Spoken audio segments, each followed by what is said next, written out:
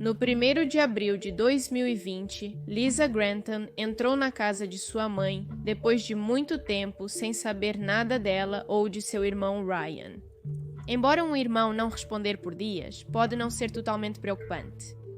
Neste caso, Lisa tinha um ótimo relacionamento com sua mãe e ela respondia todos os dias. É por isso que ela sabia que algo estranho estava acontecendo quando Bárbara parou de responder. Quando ela cruzou a porta, encontrou algo terrível. O corpo de sua mãe estava no piano que costumava tocar, mas coberto com um cobertor. E isso não foi tudo. Ao redor dela havia velas. Lisa ligou imediatamente para as emergências, mas o mistério logo foi resolvido, pois no mesmo dia anunciaram o responsável. Ryan nasceu em 1998 em Squamish, uma pequena comunidade do distrito de British Columbia, no Canadá, e lá cresceu com seus pais e sua irmã mais nova, Lisa. O pai de Ryan o abandonou quando ele ainda era criança, então seu nome nem mesmo é conhecido publicamente, mas foi mencionado que em algum momento ele trabalhava na indústria do entretenimento, enquanto sua mãe, Barbara Ann Waite, era pianista. A casa em que Ryan e Lisa cresceram estava cheia de arte e amor pelo entretenimento em todas as suas formas. Então, quando o filho mais velho do casal expressou seu gosto pela atuação, seus pais não hesitaram em apoiá-lo desde que ele era muito jovem, e é provável que seu pai também tenha ajudado a impulsionar sua carreira como ator. Começou fazendo comerciais com 8 anos e no ano seguinte, em 2007, fez sua estreia como ator no cinema com o filme O Segredo do Quebra-Nozes. Seu trabalho foi muito bom e recebeu principalmente críticas positivas que o ajudaram a continuar no mundo da atuação. Desde esse momento, Ryan se transformou em um rosto conhecido em séries de televisão e filmes. Não necessariamente realizava papéis principais, mas sim foi personagem recorrente em várias séries conhecidas como Supernatural, assim como também Zombie, entre outras. No entanto, também fez outro papel bastante bem lembrado e no filme de Wimpy Kid, em 2010, e mais recentemente apareceu na série de televisão Riverdale, onde estreou no ano de 2019 na temporada número 4. Ryan interpretava a Jeffrey Augustine. Seu personagem havia atropelado Fred Andrews, interpretado por Luke Perry, que era, em toda a série, o pai de Archie, um dos protagonistas. Seu personagem em Riverdale e Ryan compartilhavam algo em comum, ambos foram responsáveis pela morte de uma pessoa. Embora Ryan tenha feito isso de forma completamente intencional, ao contrário do que aconteceu em Riverdale. Há um pouco de discussão a respeito de quão relevante é essa informação. Quando a notícia do que aconteceu, os fatos, veio à luz, havia muitos fãs se perguntando quem era essa pessoa. Eles não sabiam o que o personagem fazia, mesmo tendo assistido a série inteira. E a verdade é que ele não teve muito protagonismo. Não foi até fazer este vídeo que percebi que ele realmente aparece em algumas obras que eu conhecia, como justamente em Diário de um Banana ou O Imaginário Mundo do Dr. Parnassus. Neste último, ele atua como a versão jovem de um dos protagonistas, Anton, interpretado por Andrew Garfield, para que vocês tenham uma ideia de quem ele era. Naquela época, ele havia feito publicidades, teve alguns pequenos papéis em diferentes séries de televisão, inclusive protagonizou um filme, então ele estava no mundo da atuação, tal qual, mas não era uma pessoa muito reconhecida. É assim, com esse contexto, que passamos aos fatos.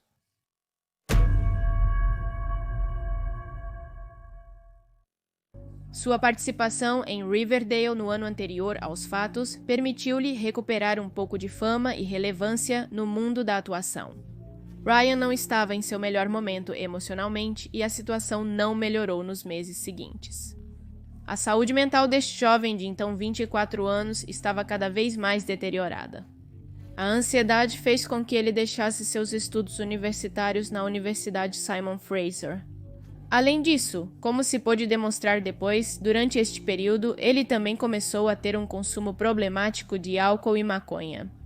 A isso se somava o que psiquiatras diagnosticaram como um quadro grave de depressão clínica. De fato, nos meses antes dos acontecimentos, Ryan havia expressado à sua família e círculo de amigos sua intenção de tirar a própria vida. Ou pelo menos seu desejo de não viver mais. Sua mãe, Bárbara, que vivia com ele, havia notado a mudança de seu filho e, como sempre, tentava apoiá-lo e cuidar dele. Mas a verdade era que sua saúde começava a falhar. Aos 64 anos, a mulher havia sido diagnosticada com câncer, por isso passava grande parte do dia indo aos seus tratamentos ou descansando dos mesmos. Era um momento delicado para a família, mas ninguém imaginou que poderia ocorrer o que aconteceu nos últimos dias de março de 2020. Como eu disse antes, Bárbara havia sido uma pianista conhecida e, embora já não tocasse profissionalmente, gostava de fazê-lo em casa. Isso é o que ela estava fazendo no dia 30 de março, quando seu filho mais novo se aproximou sorrateiramente por trás e, sem trocar uma palavra, atirou na parte de trás da cabeça dela, tirando sua vida imediatamente. Não foi algo espontâneo, mas Ryan vinha planejando a morte de sua mãe há alguns meses. Na verdade, em sua câmera GoPro, a polícia encontrou posteriormente vários vídeos do garoto ensaiando seus movimentos, como se matar sua mãe fosse uma das cenas que ele havia interpretado anteriormente em filmes e televisão. A estes vídeos, que logo se tornaram evidências, acompanhava outro vídeo gravado momentos após o homicídio. E enquanto a macabra cena era mostrada, podia-se ouvir Ryan dizer: "Eu atirei na parte de trás da cabeça dela." Nos momentos posteriores, ela soube que tinha sido eu. Mas não interpretem mal, o tom dele não era de alguém arrependido ou sequer perturbado pelo que havia feito, mas parecia contar sem nenhum tipo de problema. Ryan não tinha problema com o que havia feito, e prova disso era que depois de ter assassinado a sua mãe, saiu de casa para comprar maconha e cerveja antes de voltar para assistir um pouco de Netflix por aproximadamente 2 horas e meia, sem se importar minimamente que o corpo de sua mãe estivesse a apenas alguns metros dele. As horas seguintes passaram com a mesma tranquilidade para Ryan, que depois de relaxar um pouco, começou com a segunda fase do seu plano, tentando fazer coquetéis Molotov caseiros, ou seja, bombas caseiras. Esses explosivos, assim como a arma homicida e outras 3 armas de fogo, além de várias caixas de munição e equipamentos de acampamento, foram levados por Ryan para o carro de sua mãe, que ele usou no dia seguinte, 31 de março. Ele realmente levou o seu tempo, estou dizendo que ele foi fazer compras, voltou, assistiu um pouco de Netflix, foi dormir. Nem mesmo estamos certos de que ele tenha tido um momento durante todo aquele dia em que tenha parado por um segundo para pensar que o que havia feito tinha consequências realmente duras. Então, naquele 31 de março, antes de sair de casa, Ryan parou para cobrir o corpo de sua mãe com um lençol, acendeu algumas velas e deixou um rosário sobre o piano, como se de alguma forma aquilo pudesse consertar ou reparar o que ele havia feito. A segunda parte do seu plano vinha sendo pensada por meses, embora ainda tivesse que ser uma escolha. Se começar um tiroteio na universidade que ele havia frequentado ou na Ponte Lionsgate, que é uma ponte em Vancouver. A outra ideia era diretamente tentar assassinar o primeiro-ministro do Canadá, Justin Trudeau. Ryan saiu de sua casa e dirigiu 200 quilômetros para o leste em direção à cidade de Hope, embora tenha voltado a se dirigir para Vancouver disposto a dar início à segunda parte de seu plano. Por alguma razão, no entanto, ele não o fez. Em vez de se dirigir aos lugares que havia planejado, foi a uma delegacia em Vancouver, onde se aproximou de um oficial e disse: "Matei minha mãe." Já era a madrugada do 1º de abril? 2020. Enquanto a polícia o interrogava em Vancouver, Lisa, sua irmã mais velha, decidiu ir à casa de sua mãe. Havia 2 dias que ela não sabia nada dela, algo que não era muito comum em Bárbara, que tinha contato com sua filha diariamente, muito mais desde que ficou doente. Depois de ligar e escrever para ela, sem obter resposta, Lisa se dirigiu à casa que sua mãe e irmão compartilhavam em Squamish. Quando entrou, se deparou com a terrível cena. Coberta por um lençol sobre o piano, jazia sem vida sua mãe e sobre ela um rosário. Dado que Ryan se entregou, a investigação policial foi realizada de maneira diferente do que normalmente é feito. A polícia não precisava procurar por evidências que levassem ao culpado, mas sim procuravam as provas necessárias que respaldassem as declarações de Ryan, porque ele poderia ser uma pessoa mentalmente instável e estar mentindo. E a verdade é que encontraram evidências mais do que suficientes para provar que o que o jovem dizia era verdade. Como mencionei antes, ao revistar sua casa, encontraram a GoPro do garoto e as gravações nas quais ele literalmente ensaiava os movimentos para tirar a vida de sua mãe. E também as imagens que ele havia gravado minutos depois de cometer o crime. Também encontraram o diário pessoal do ator, cuja última entrada era datada de 31 de março, ou seja, um dia após ter assassinado sua mãe. Nessa entrada dizia o seguinte: "Sinto muito, mamãe. Sinto muito, Lisa. Eu me odeio." Lá fora existem muitas imagens minhas em filmes e televisão. Existem centenas de horas de mim que podem ser vistas e decepcionar. Ninguém vai entender. É complicado entender o que Ryan queria dizer ou o que ele realmente quis dizer, mas seu diário foi uma peça-chave para apresentar no julgamento. Lá não só estava escrito o que acabamos de ler, mas seus planos estavam expostos com riqueza de detalhes. De certa forma, o diário era a evidência mais clara de como a saúde mental de Ryan havia se deteriorado e no processo ele se tornou cada vez mais e mais violento até culminar no dia dos fatos, tirando a vida de sua mãe. Quanto ao motivo pelo qual matar sua própria mãe, Ryan o havia dado em sua declaração. Dado que planejava cometer um massacre ou um crime tão polêmico quanto o do primeiro-ministro do país, estava convencido de que matar sua mãe era uma forma de protegê-la do que faria depois, para evitar o mau momento que passaria quando realizasse seus ataques. Ou seja, a morte de sua mãe não foi o primeiro plano, mas sim algo necessário para continuar, para fazer um massacre. E por que ele queria fazer um massacre ou algo simplesmente sinistro, esse é outro assunto. O irônico é que ele realmente não seguiu adiante com seus planos, e embora isso seja algo bom, porque significa que não houve mais feridos ou vítimas, também implica que o homicídio de sua mãe, sob sua lógica, foi totalmente em vão. Parte da investigação da promotoria e da polícia canadense se concentrou em entender de onde surgiram, ou se sempre existiram, no ator essas tendências à violência, autodestruição e tudo isso que vimos. Aqueles que o conheciam antes não acreditavam que havia sinais de alerta sobre o que aconteceu no início de 2020, embora seu ambiente tivesse notado como Ryan se tornava cada vez mais paranoico. Vários profissionais de saúde mental avaliaram o jovem durante o processo de investigação. Alguns desses psicólogos e psiquiatras foram até sugeridos pelo advogado de defesa do culpado. Em qualquer caso, todos concordaram que Ryan estava desenvolvendo um vício em substâncias, o que, por sua vez, provocou nele um profundo estado de psicose que piorou devido à má condição de sua saúde mental. Para que tenham uma ideia do consumo problemático que Ryan tinha, foi determinado que, no momento dos fatos, ele fumava diariamente entre 3 e 10 cigarros de maconha.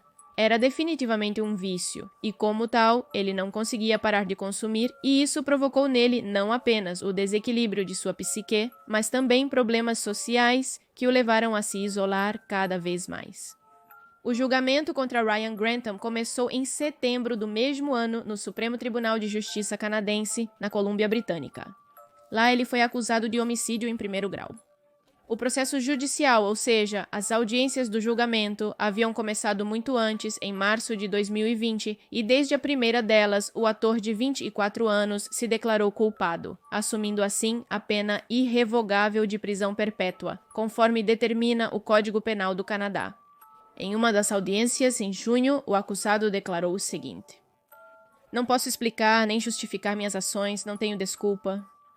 Dói pensar na maneira horrível em que arruinei minha vida. Fiz algo tão horrível que pedir perdão parece completamente inútil, mas com cada fibra do meu ser sinto o que fiz."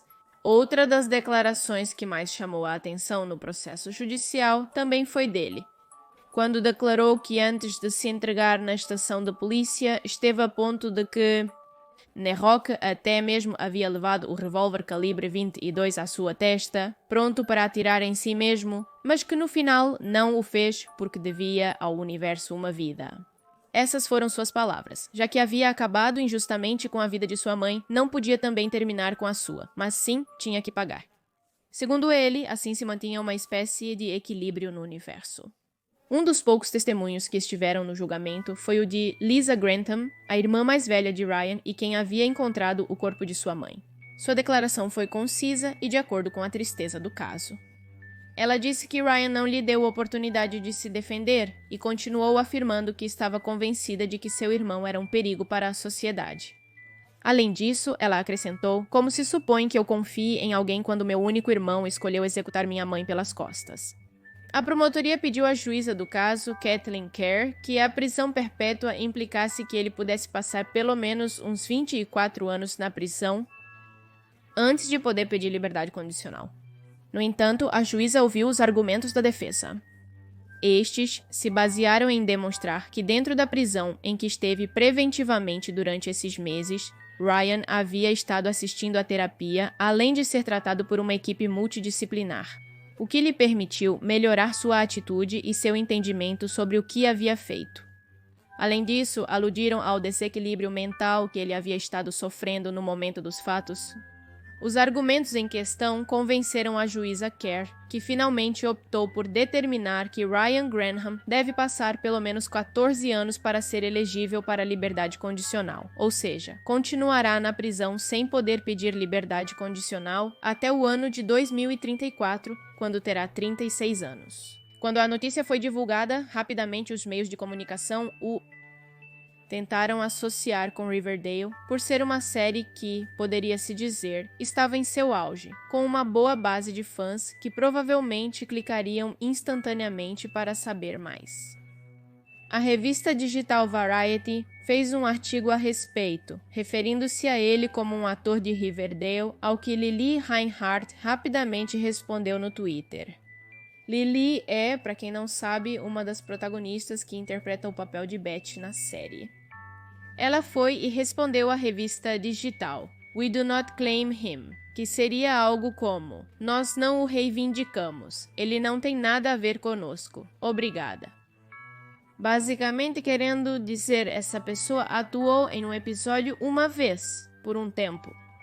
Por favor, não o envolvam com nossa série e, embora pareça estranho, não podemos ignorar que há mais de uma pessoa envolvida na atuação ou no show que cometeu assassinatos. Há algum tempo, fiz o caso do produtor musical Phil Spector.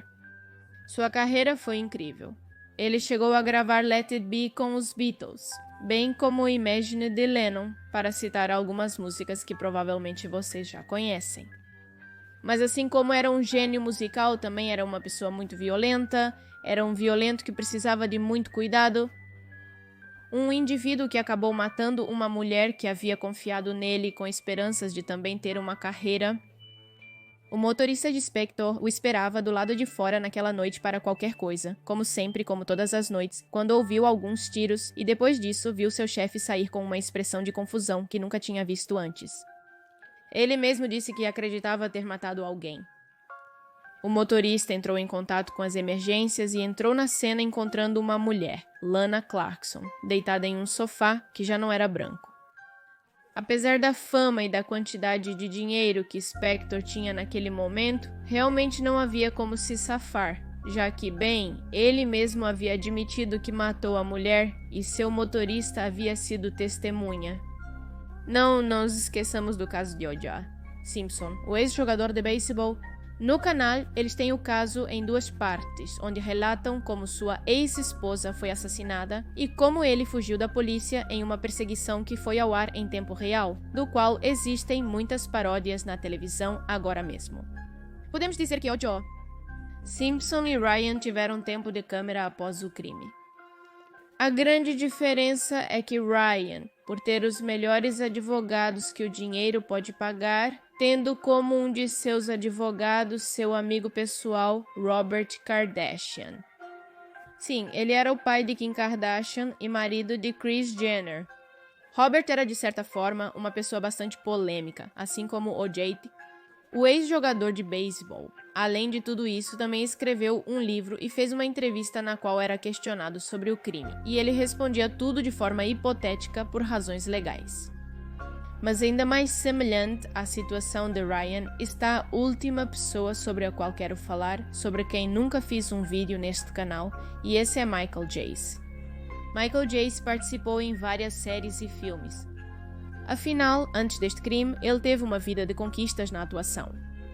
No entanto, ele é mais conhecido por seu papel em The Shield como um personagem fora da lei, Julian, um policial de Los Angeles. Talvez esse papel em que ele busca justiça seja incrivelmente irônico agora.